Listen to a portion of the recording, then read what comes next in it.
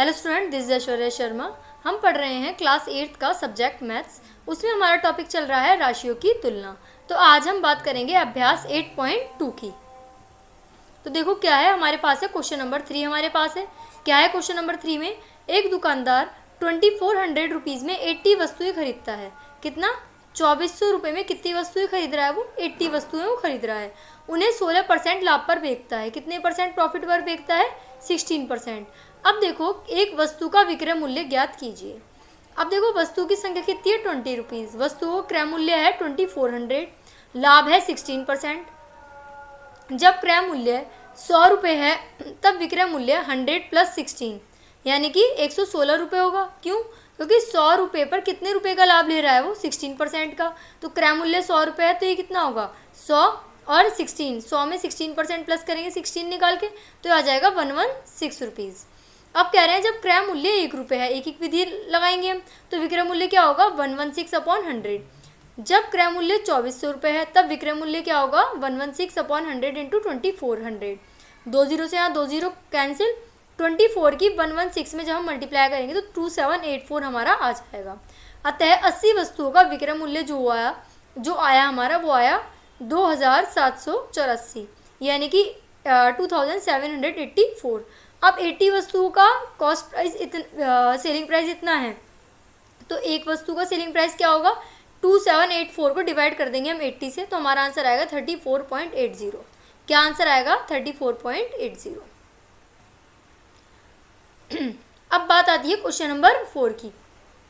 Question number 4 की, एक वस्तु का मूल्य 15,500 रुपये था। 450 रुपये उसकी मरम्मत पर खर्च किए गए, यानी कि रिपेयर पर जो पैसे खर्च हुए हैं वो कितने खर्च हुए हैं? रिपेयर पर जो पैसे खर्च हुए हैं वो हैं 450 रुपीज़। यदि 15% लाभ पर बेचा जाता, अब वो कह रहे हैं कि अगर उसका जो प्रॉफिट है वो 15% होता तो वस्तु का विक्रय मूल्य बताओ। अब विक्रय मूल्य क्या होता है भाई? सेलिंग प्राइस जो होता है वो हमारा होता है कॉस्ट प्राइस प्लस प्रॉफिट।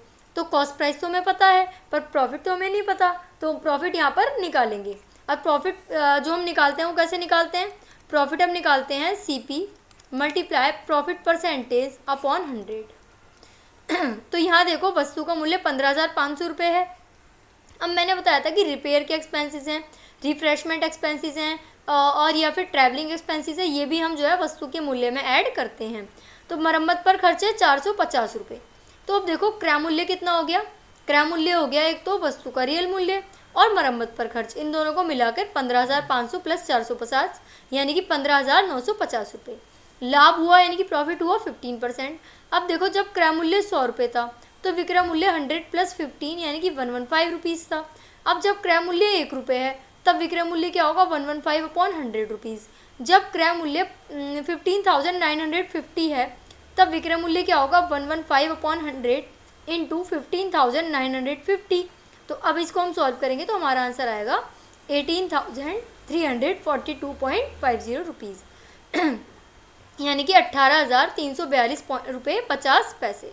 तो हम कह सकते हैं कि ये इसका क्या हुआ? विक्रय मूल्य। अगर लाभ ही हमारा पूछते तो लाभ कितना होता परसेंटेज के अकॉर्डिंग? तो देखो अगर हम लाभ पूछते तो 18,342.50 विक्रय मूल्य है, इसमें से हम लेस कर देंगे 15,950। ठीक है, अब क्या है? 0.00 यहाँ मान लो तो 0 यहीं आ गया, 5 में से 0 गया 5, पॉइंट लगाएंगे। 2 में से 0 गया 2, 14 में से 5 गया 9, 12 में से 9 गया, कितने बचे? 3, यहाँ हुआ 7, 7 में से 5 गया 2, तो 2392.5 रुपीज़ यानी कि ये हमारा क्या आता है? ये हमारा आता प्रॉफिट, अगर वो हमसे प्रॉफिट यहाँ पर पूछते। हम बात करते हैं क्वेश्चन नंबर 5 की। एक VCR और टीवी में से प्रत्येक को 8,000 रुपये में खरीदा गया। दुकानदार को VCR पर 4% हानि और टीवी पर 8% लाभ हुआ। VCR पर क्या हुआ? VCR पर 8% क्या हुई? नहीं 8% नहीं, VCR पर 4% लॉस हुआ। ठीक है, और जो टीवी है हमारा, टीवी पर हमारा 8% क्या हुआ? प्रॉफिट हुआ। अब वो कह रहे हैं पूरे लेन देन पर यानी कि टोटल प्रॉफिट हुआ या टोटल लॉस हुआ, और हुआ तो कितने % हुआ? तो अब देखो VCR का क्रय मूल्य क्या है? 800 रुपये। टीवी का क्रय मूल्य क्या है? 8,000 रुपये। टीवी का क्रय मूल्य क्या है? 8,000। VCR का मूल्य 8,000। तो दोनों का कुल क्रय मूल्य क्या हो गया? 8,000 + 8,000 यानी कि 16,000। VCR पर हानि क्या है 4%। माना प्रत्येक का क्रय मूल्य जो होगा 100 रुपये है, तब VCR का विक्रय मूल्य क्या होगा 100 माइनस 4 यानी कि 96 रुपीज़। जब क्रय मूल्य 100 रुपये था तब विक्रय मूल्य 96 है। जब क्रय मूल्य 1 होगा यानी कि एक एक विधि से हम निकालते हैं तो विक्रय मूल्य होगा 96 अपॉन 100। अब देखो जब विक्रय मूल्य 8000 रुपये है तब क्रय मूल्य 8000 है तो विक्रय मूल्य होगा 96 अपॉन 100 इंटू 8000, तो हमारा आ गया 7680 रुपीज़। अब देखो टीवी की बात करते हैं। टीवी पर लाभ हुआ 8% का। तो अब देखो जब टीवी का विक्रय मूल्य 100 रुपये था, 100 रुपये प्लस 8 रुपीज़, तो टीवी का मूल्य हो गया 108 रुपये। जब क्रय मूल्य 100 रुपये था तब विक्रय मूल्य 108 रुपये है।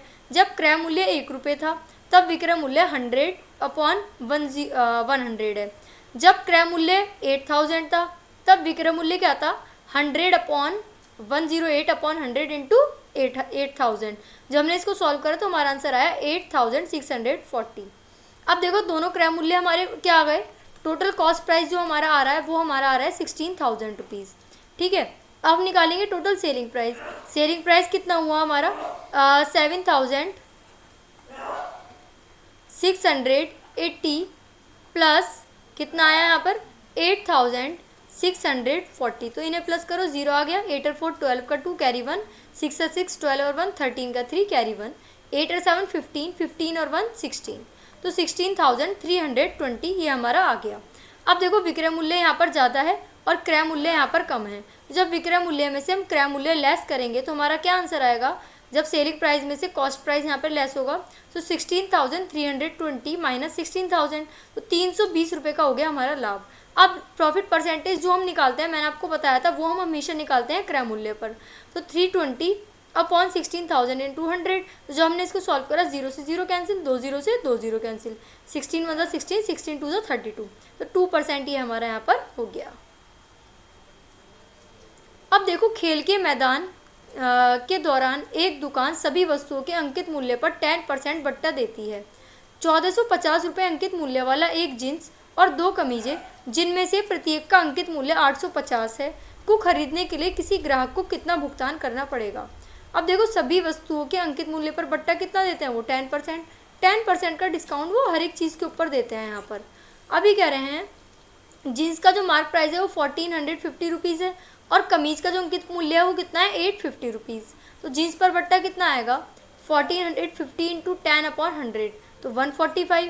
अब क्या आएगा, जीन्स का विक्रय मूल्य कितना आएगा, जीन्स का विक्रय मूल्य हो गया, कितने की थी जीन्स, जीन्स थी 1450 रुपये की, डिस्काउंट आया 145, तो जीन्स का जो विक्रय मूल्य आया अगर मार्क प्राइस में से डिस्काउंट लेस कर देंगे तो हमारा आ जाएगा सेलिंग प्राइस 1305 रुपीज़। अब एक कमीज का मूल्य तो 850 है, 2 कमीज हमने खरीदी हैं तो 2 कमीज का मूल्य होगा 850 मल्टीप्लाई 2 यानी कि 1700। अब देखो 2 कमीज पर जो बट्टा है वो कितना है, बट्टा मल्टीप्लाई अंकित मूल्य अपॉन 100, तो बट्टा कितना है 10 रुपये, अंकित मूल्य कितना है 1700 अपॉन 100, ये हम करेंगे 2 0 से 2 0 गई, तो 17 10 170 हमारा आ गया इस पर डिस्काउंट। अब दोनों कमीजों का विक्रय मूल्य कितना होगा 1700 माइनस 170 की 1530 रुपीज़ ये होगा। तो हम कह सकते हैं तो ग्राहक को 1305 प्लस 1530 यानी कि 2835 रुपये का भुगतान करना पड़ेगा जीन्स ऑफर और शर्ट्स का मिलाकर। अब बात करते हैं हम क्वेश्चन नंबर 7 की। अब इसमें देखो एक दूध वाले ने यानी कि एक मिल्कमैन है, उनने क्या करा, अपनी 2 भैंसें 20,000 प्रति भैंस की दर से बेची। एक भैंस पर उसे 5% का लाभ हुआ और दूसरी पर 10% की हानि। एक पे क्या हुआ, एक पे उसे हुआ 5% का लाभ और दूसरी वाली जो है दूसरी वाली पर क्या हुई -10% का उसे हुआ लॉस। तो उसे सौदे में कुल लाभ और हानि कितनी हुई ये हमें यहाँ पर बताना है। तो देखो एक भैंस का क्रय मूल्य 20,000 है, तो 2 भैंसों का क्रय मूल्य क्या होगा 20 × 2 यानी कि 40,000। ये पहली भैंस पर लाभ 5% है, माना क्रय मूल्य क्या है 100 रुपये, तब विक्रय मूल्य होगा 100 + 5 यानी कि 105 रुपये। जब विक्रय मूल्य 105 है तो क्रय मूल्य 100 रुपये था। जब विक्रय मूल्य 1 रुपये है तब क्रय मूल्य कितना होगा। अब देखो जब विक्रय मूल्य 20,000 है तब क्रय मूल्य कितना होगा 100 अपॉन 105 इंटू ये। तो अब इसको सॉल्व करो, यहाँ सॉल्व करेंगे तो क्या आएगा 5 2 10, 5 1 5, 5 2 10 और 0 की 0। अब 22 कितने हो जाएंगे 2 2 4 और 5 0 हमारे पास यहाँ पर आ जाएंगी। अपॉन में क्या आएगा 21। अब जो है जब इसकी 21 से डिवाइड करेंगे तो हमारा आंसर आएगा 19,047.62 रुपीज़। ठीक है, ये हमारा आंसर यहाँ पर आ जाएगा। अब देखो दूसरी भैंस पर हानि कितनी हुई 10%। माना क्रय मूल्य कितना है 100 रुपीज़ है, तब विक्रय मूल्य होगा 100 माइनस 10 यानी कि 90 रुपीज़।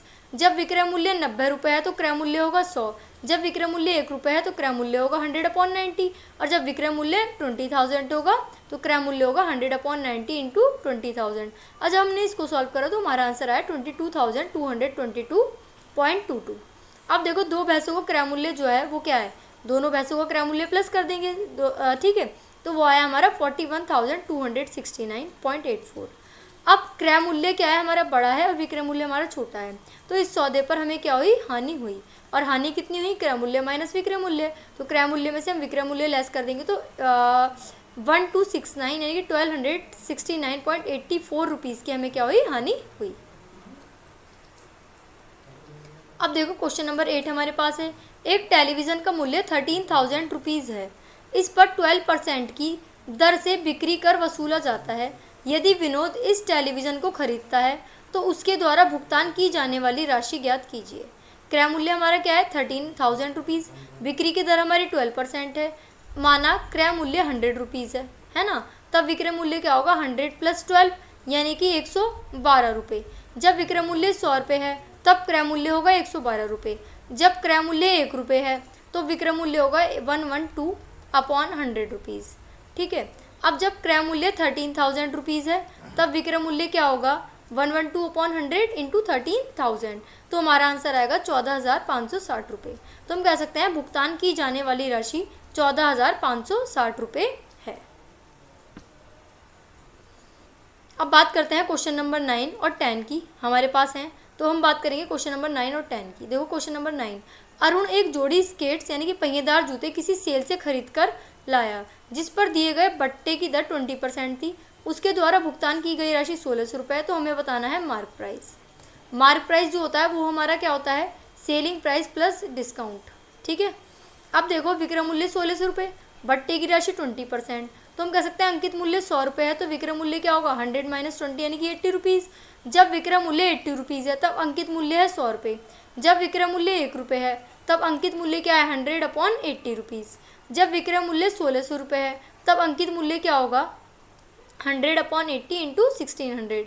ठीक है, तो हमारा आ गया 200। कैसे, 100 / 80 इंटू 1600 जब हम करेंगे यहाँ तो 0 से 0 कैंसिल, 8 × 2 = 16 और यहाँ आ गया 2 0 और 200 की 10 से मल्टीप्लाई करेंगे तो हमारा आंसर आएगा 2000।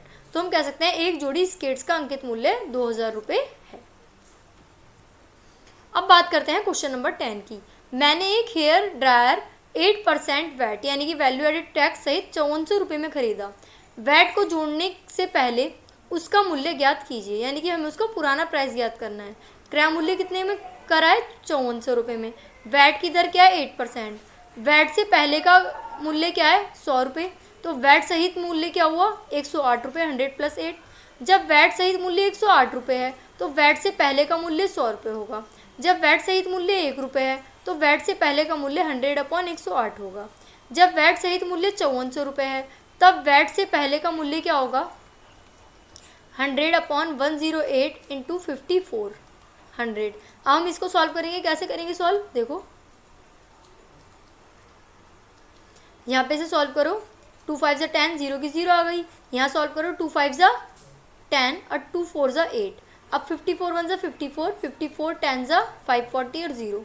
तो जब 50 की 100 में मल्टीप्लाई करेंगे तो हमारा आंसर आएगा 5000। क्या आंसर आएगा 5000। तो हम कह सकते हैं कि वैट को जोड़ने से पहले उसका मूल्य हमारा था 5000 रुपीज़।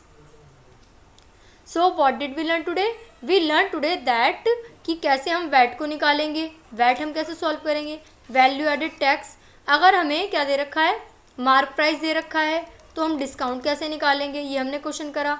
हमने देखा प्रॉफिट क्या है, हमने देखा लॉस क्या है। एक हमने सीखा जैसे मान लो एक चीज़ है वो 500 रुपये की है, ठीक है, और जो है दूसरी चीज़ जो है वो हमारी कितने की है, वो हमारी 400 रुपये की है। अब इसे हमने 5% प्रॉफिट पे बेचा और इसे हमने 10% लॉस पे बेचा।